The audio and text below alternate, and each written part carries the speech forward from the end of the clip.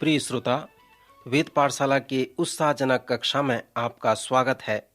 इस कक्षा का सर्वेक्षण संसार में सबसे अधिक बिकने वाली और सबसे उत्तम व श्रेष्ठ पुस्तक बाइबल का सर्वेक्षण है।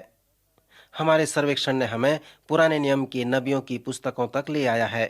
पिछले कुछ अध्ययनों में हमने योना की पुस्तक का सर्वेक्षण किया है।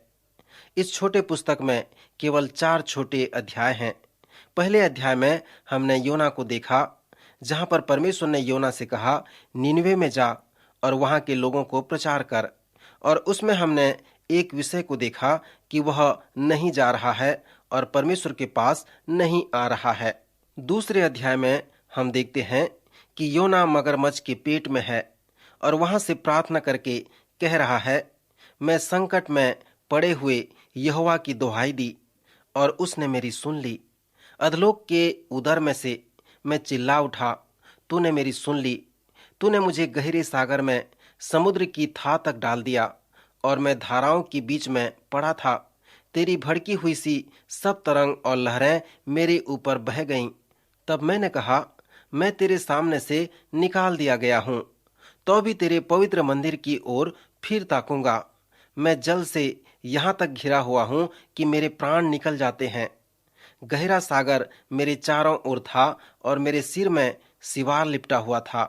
मैं पहाड़ों की जड़ तक पहुंच गया था। मैं सदा के लिए भूमि में बंद हो गया था। तो भी हे मेरे परमेश्वर, तूने मेरे प्राण को गड्ढे में से उठा लिया है। जब मैं मूर्छा खाने लगा, तब मैंने यहोवा को स्मरण किया और मेरी प्रार्थना तेरे पास वरन तेरे पवित्र मंदिर में पहुंच गई। जो लोग धोखे की व्यर्थ वस्तुओं पर मन लगाते हैं, वे अपने करुणा निधान को छोड़ देते हैं, परंतु मैं ऊंचे शब्द से धन्यवाद करके तुझे बलिदान चढ़ाऊंगा। जो मन्नत मैंने मानी उसको पूरी करूंगा। उद्धार यहोवा ही से होता है। और यहोवा ने मगरमच्छ को आज्ञा दी और उसने योना को स्थल में उगल दिया। मित्र, योना के पहले अध्याय में हम देखते हैं कि परमेश्वर प्रेमी परमेश्वर है। उसने योना नबी को आदेश दिया कि वह निनवे नगर में जाकर उद्धार के संदेश का प्रचार करे। निनवे वो शहर है जो अश्शूर का राजधानी था। चौथे अध्याय में योना ने हमें कहा है कि वह जानता था कि परमेश्वर अनुग्रहकारी है और वह यह भी जानता था कि निनवे के लिए परमेश्वर का प्रेम महान है और वहां पर बेदारी लाने की वह सामर्थ रखता है। योना जानता था कि यदि निनवे के लोग मन फिराएं तो वे परमेश्वर के न्याय से बच सकते हैं, परंतु निनवे के लोग योना के शत्रु थे। वह उनसे घृणा करता था। वह नहीं चाहता था कि निनवे के लोग पश्चाताप करें और वहां पर एक बेदारी आए। योना तरसीस जाने वाले एक जहाज में बैठ गया, जो न केवल निनवे के विपरीत दिशा में था, परंतु बहुत दूर भी था। वह जहाज जो निनवे के विपरीत दिशा में जा रहा था, वह परमेश्वर की इच्छा से नहीं था। जब कोई परमेश्वर से विद्रोह करता है और परमेश्वर की उपस्थिति से भागता है, तो शैतान प्रसन्न होता है और उसके लिए परिवहन की सुविधा का उपलब्ध करता है। श्रोता, यहाँ पर हम देखते हैं मनुष्य की स्वतंत्र इच्छा व परमेश्वर की ईश्वरीय इच्छा को हम देखने पाते हैं। परमेश्वर ने हमें कुछ भी करने को नहीं बनाया है, परंतु हमें इसलिए बनाया है कि हम कुछ करने के लिए स्वतंत्र हैं। वह चाहता है कि मनुष्य उसके आदेश का अनुसरण करे। सो योना की पुस्तक के प्रथम अध्याय में हम देखते हैं कि परमेश्वर ने एक प्रचंड आंधी चलाई, जिसके लिए योना को समुद्र में फेंक दिया गया, क्योंकि स्वयं योना ने ही कहा था कि यदि तुम मुझे समुद्र में फेंक दोगे तब समुद्र शांत पड़ जाएगा, क्योंकि मैं जानता हूं कि यह भारी आंधी तुम्हारे ऊपर मेरे ही कारण आई है। परमेश्वर ने मुझे आज्ञा दी थी कि मैं निनवे में जाऊं और वहां प्रचार करूं, परंतु मैं वहां जाने पर मना कर दिया और इसलिए यह आंधी तुम्हारे ऊपर आई है। तब माझी लोगों ने उसे समुद्र में फेंक दिया और यहोवा ने एक बड़ा मगरमच्छ ठहराया था कि वह योना को निगल ले। दूसरे अध्याय के वचन को योना मगरमच्छ के पेट से प्रार्थना द्वारा अभिव्यक्त करता है। पिछले चरण में मैंने कहा था, मगरमच्छ के पेट में योना के अनुभव से संबंधित कुछ कार्य दिया था। जब योना मगरमच्छ के पेट में था, तब उसने परमेश्वर के वचन उद्धृत किए थे। इस दूसरे अध्याय में 9 पद हैं जो योना के विचार हैं। 10वें पद में परमेश्वर ने मगरमच्छ को आज्ञा दी और उसने योना को स्थल पर उगल दिया। इन 9 पदों में उसने अनेक वचनों का उपयोग किया है। पवित्र शास्त्र के लूका रचित सुसमाचार में एक स्थान है जहां पर कुंवारी मरियम ने भी योना की तरह वचन का उपयोग किया है। जब उसे यह पता चला कि उसकी देह में एक महान व अद्भुत कार्य होने वाला है, तब उसने लगभग 10 पद का उपयोग किया। उसे हम मरियम के अद्भुत वचन कहते हैं। उन 10 पदों में मरियम ने पुराने नियम को 23 बार संकेतिक किया है। इससे पता चलता है कि मरियम एक धर्मी महिला थी, क्योंकि उसके मन में वचन भरा हुआ था। श्रोता मित्र, योना के साथ भी ये सत्य था। वह पवित्र शास्त्र को जानता था। मैंने उन सभी वचनों की सूची तैयार की है जिसे योना ने मगरमच्छ के पेट से उद्धृत किया है। उसने अय्यूब 15 उसके 13 पद, विलाप गीत का 3 अध्याय, पहला शमूएल का 30वां अध्याय, फिर विलाप गीत 3 अध्याय, यिर्मयाह उसके 7वां अध्याय और पहला राजा उसका 8वां अध्याय, इन सभी वचनों को उसने उद्धृत किया है। इसके साथ साथ एक और विषय है कि उसने इस दूसरे अध्याय के 9 पद में कितने भजनों का उद्धृत किया है। भजन 130, 18, 22 और भजन 120 को उसने इस दूसरे अध्याय के 9 पदों में लाया है। श्रोता, परमेश्वर के लोगों के लिए ये भजन एक गीत पुस्तिका के समान था। जब आप इन सबों को एक साथ लाकर देखते हैं तो यह इस प्रकार बनता है कि योना ने मगरमच्छ के पेट से प्रार्थना किया, भजन गाया और पवित्र शास्त्र के वचनों को उद्धृत किया। उसने मगरमच्छ के पेट में से मन्नत भी मानी।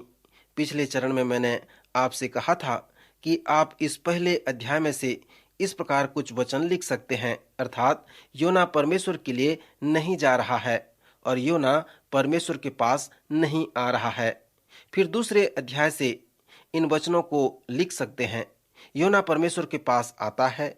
यद्यपि योना को उस बड़े मगरमच्छ में अपने स्वतंत्र इच्छा का प्रकट करने के लिए 3 दिन और 3 रात लग गए, पर वह परमेश्वर के पास आया। उसने 3 बार इस बात को प्रकट किया कि मैं तेरे पास आता हूँ।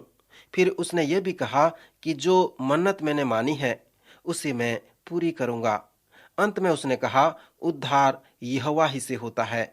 फिर हम पढ़ते हैं कि यहोवा ने मगरमच्छ को आज्ञा दी और उसने योना को स्थल में उगल दिया।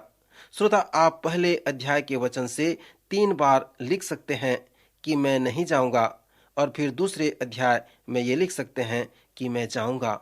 यदि आप उस मगरमच्छ के पेट को देखते हैं तो उस समय योना के पास एक बड़ी संकट की स्थिति थी। जब परमेश्वर अपने लोगों के साथ कार्य करता है तब इस प्रकार का नमूना निकालकर सामने ले आता है। पवित्र शास्त्र में इस प्रकार के नमूना को आप अनेक बार देख सकते हैं। आप इसे अय्यूब की पुस्तक में देख सकते हैं, बंधुआई के समय नबियों के साथ देख सकते हैं और इसे नए नियम में भी देख सकते हैं। कभी कभी परमेश्वर इसे सीधा हमारे जीवन में आने देता है, जिसे हम आंधी कहते हैं, परंतु वह हमें उन आंधियों में से छुटकारा भी प्रदान करता है। आप इसे अय्यूब के जीवन में होते हुए देख सकते हैं। अय्यूब ने अपने आंधी का वर्णन नहीं किया और इसलिए अय्यूब की पुस्तक का वह एक महत्वपूर्ण भाग है। परमेश्वर जानता था कि अय्यूब अपने दुख व आंधी का सही प्रत्युत्तर प्रस्तुत करेगा। परमेश्वर ने अनुमति दिया कि अय्यूब दुखों में होकर चले। जब अय्यूब के दुख व पीड़ा से परमेश्वर ने सही प्रत्युत्तर प्राप्त किया, तब उसने अय्यूब को दुख की आंधी से छुटकारा प्रदान किया।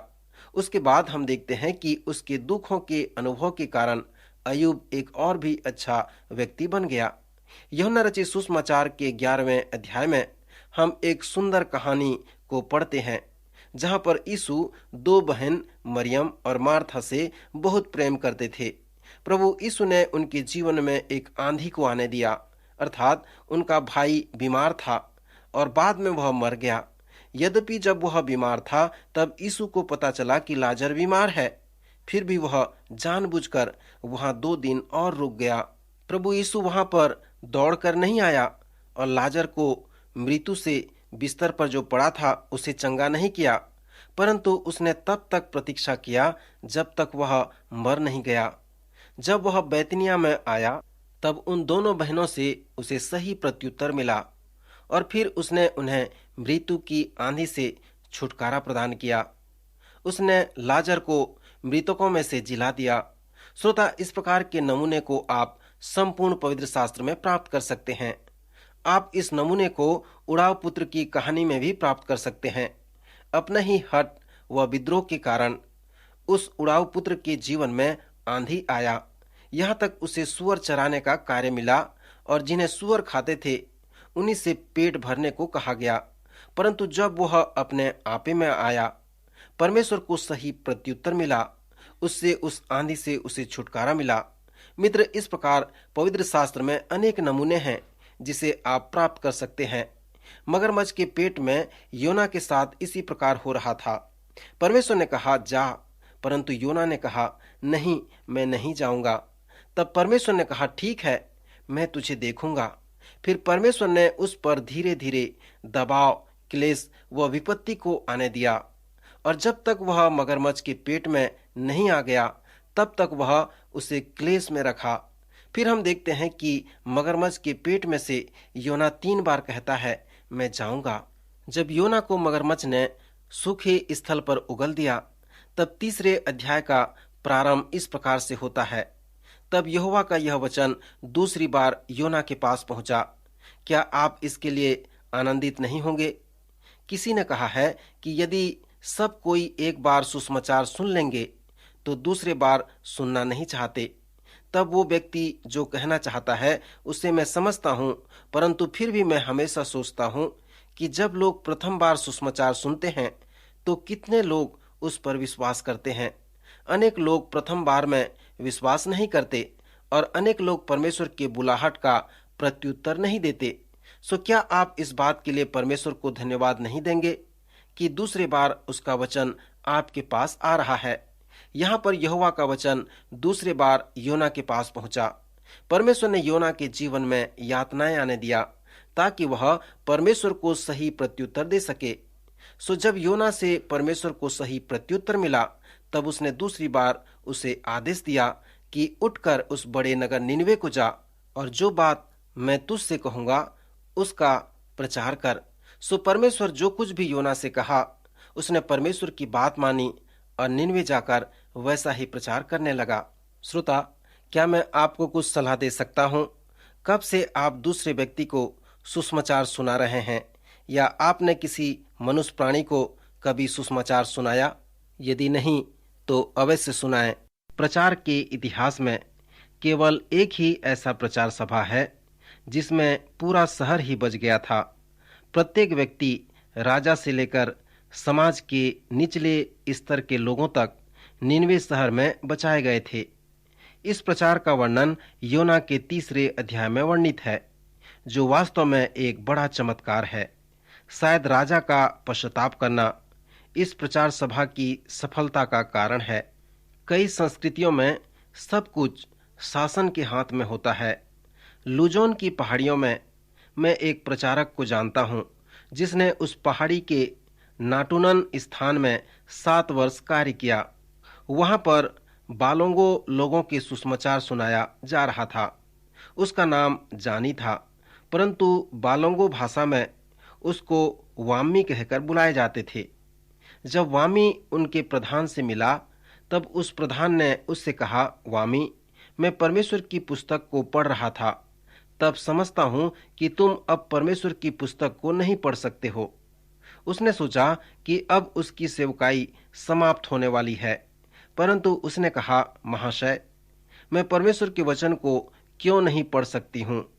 तब प्रधान ने कहा, क्योंकि जब परमेश्वर के वचन को पढ़ रहा था तब परमेश्वर में ये पाया कि स्त्री पुरुष को परमेश्वर का वचन नहीं सिखा सकती, इसलिए तुम मुझे परमेश्वर का वचन सिखाओ और मैं अपने लोगों को परमेश्वर का वचन सिखाऊंगा। वामी खुश हो गई।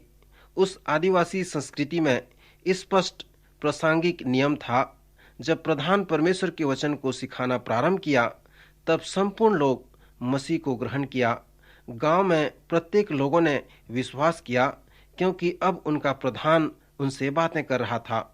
इसे देखकर वामी ने अनुभव किया कि आत्मिक वास्तविकता वर्षों बाद भी नहीं आई थी, परंतु अब वो वास्तविकता आ गई है। उत्तरी लुजान की पहाड़ियों में बसे गांव में हजारों लोग मसीह की उपासक बन गए।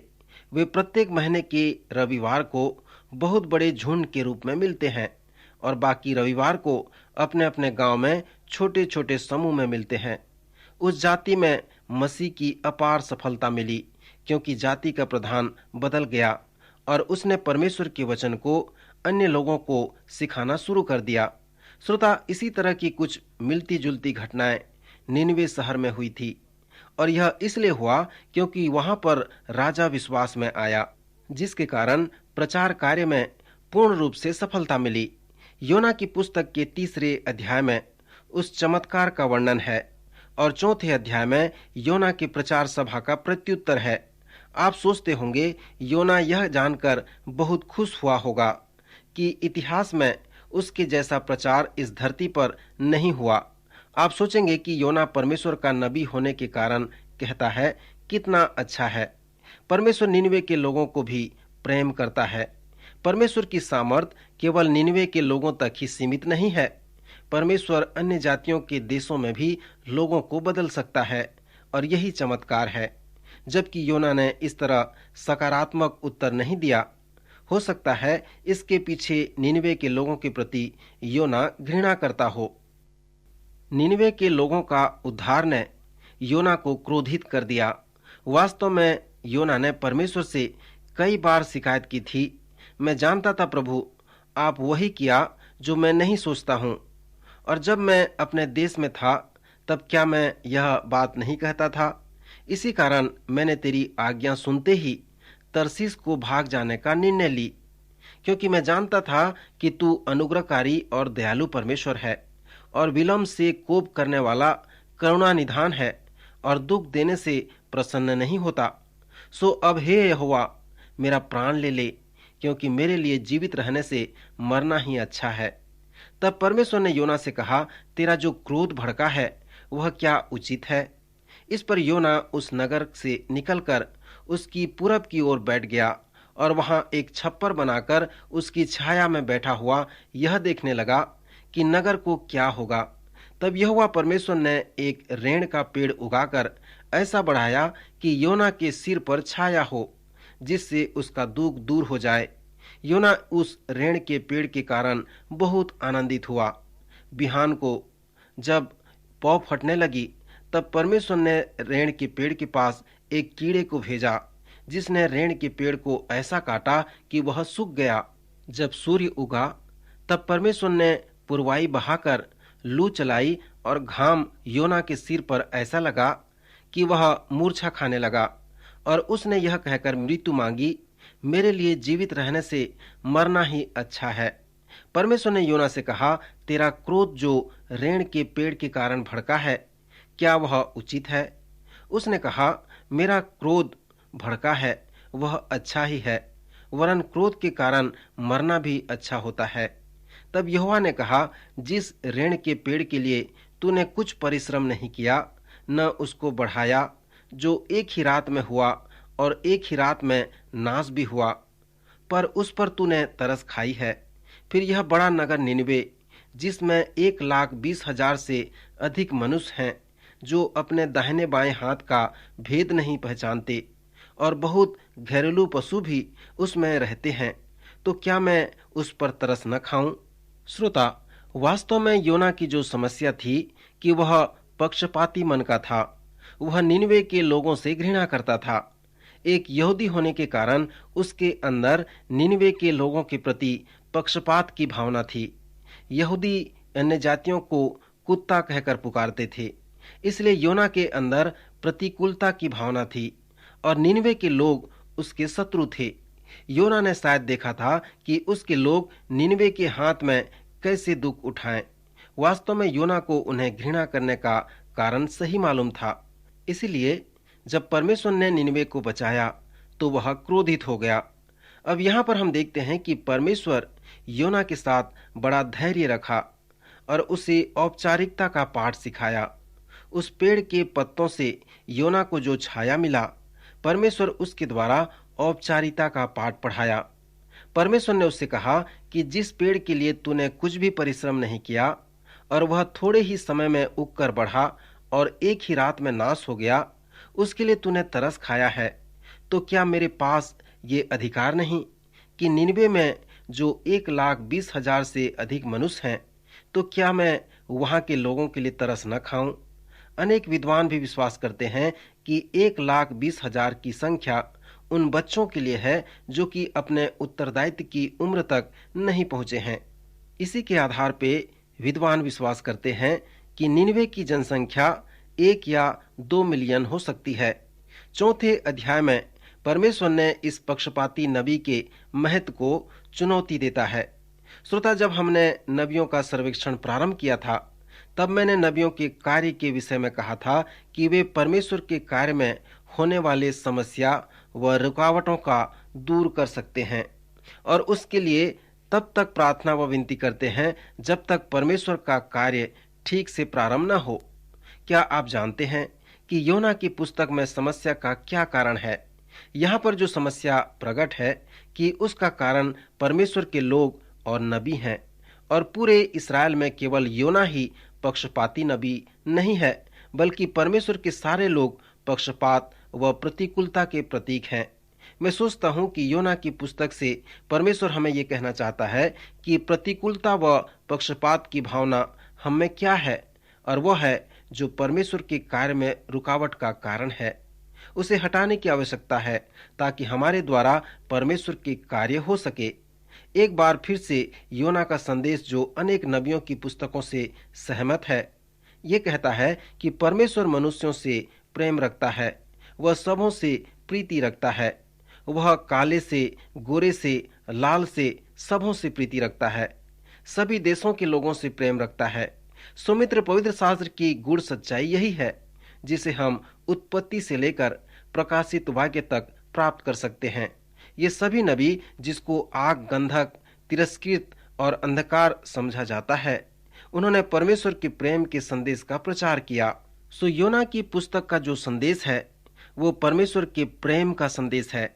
जब आप इस बात का अनुभव करेंगे तब आपको इसके संदेश की सच्चाई का पता चलेगा कि मछली यहाँ पर 4 बार, योना 17 बार और परमेश्वर 35 बार उद्धृत किया गया है।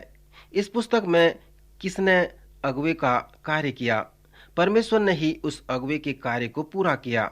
इस पुस्तक में परमेश्वर का प्रेम ही वास्तविक गुण है। योना की पुस्तक का यह संदेश है कि परमेश्वर अपने प्रेम को उन दासों के साथ प्रकट नहीं कर सकता जो पक्षपाती मन के हैं। जब परमेश्वर निनवे को प्रेम रखता है तब नबी उससे घृणा करता है। सो परमेश्वर कैसे इनके साथ मिलकर कार्य कर सकता है? वह कैसे अपने प्रेम को व्यक्त कर सकता है? श्रोता, जब आप योना की पुस्तक को पढ़ते हैं तो 3 प्रश्न पूछें। यह क्या कहता है? इसका क्या अर्थ है? और मेरे लिए इसका क्या तात्पर्य है? एक विशेष बात यह है कि योना ने इस किताब को लिखी है। पुराने नियम में अनेक नबियों ने अपने आप को अच्छा दिखाने का प्रयत्न नहीं किया। यहाँ पर योना ये कहना चाहता है कि वह कितना बगावती था, कितना पक्षपाती मन का था। फिर भी वो कहता है कि परमेश्वर उसके साथ विश्वास योग्य रहा। वह हमें बता रहा है कि लोगों के लिए उसे कोई प्रेम नहीं था, विशेषकर निनवे के लोगों के लिए, परंतु परमेश्वर ने उनसे प्रेम किया। यहाँ पर योना इस छोटे से पुस्तक में हमसे आत्मिक सच्चाई बांट रहा है, और वो कुछ इस प्रकार है। जब मैं निनवे में था, मेरे अंदर परमेश्वर का प्रेम नहीं था, परंतु परमेश्वर था और वह मेरे साथ था। जब मैं निनवे में था, तब मैं निनवे के लोगों को प्रेम नहीं कर सका, परंतु परमेश्वर ने प्रेम किया और वह मेरे साथ था। मैं निनवे के लोगों से प्रेम नहीं करना चाहता था, परंतु परमेश्वर प्रेम करना चाहता था और वह मेरे साथ था। यही आत्मिक सच्चाई योना की पुस्तक का सत्य है। परमेश्वर का प्रेम संपूर्ण संसार के लिए है। परमेश्वर ने प्रारंभ से ही संपूर्ण संसार से प्रेम रखा। जब परमेश्वर ने इब्राहिम को इन चुने हुए लोगों पर अधिकार दिया, तब परमेश्वर ने कहा था, तुम्हारे द्वारा पृथ्वी के सभी देश के लोग आशीषित होंगे। कुछ विद्वानों का कहना है कि इस पुस्तक में पुनरुत्थान की भी सच्चाई है। वे कहते हैं योना मछली के पेट में था, तब वह शारीरिक तौर से मर चुका था। योना ने कहा, मैं यहाँ तक घिरा हुआ था कि मेरे प्राण निकल जाते थे। गहरा सागर मेरे चारों ओर था और मेरे सिर में सिवार लिपटा हुआ था, परंतु हे परमेश्वर, तूने मेरे प्राण को गड्ढे में से उठाया है। सो यदि योना मर चुका था और जिलाया गया, तब योना की पुस्तक हमें केवल परमेश्वर के प्रेम के विषय में ही नहीं सिखाती, परंतु यह किताब मृत्यु व पुनरुत्थान का एक उदाहरण भी है। प्रभु यीशु ने कहा है, जैसा योना मछली के पेट में 3 दिन तक रहा, उसी तरह मनुष्य का पुत्र भी पृथ्वी में होगा। योना व यीशु के कहे वचन के आधार पे लोगों का विश्वास है कि योना की पुस्तक पुनरुत्थान के विषय में भी सिखाती है। प्रभु आज के इन वचनों द्वारा आपको आशीष दे।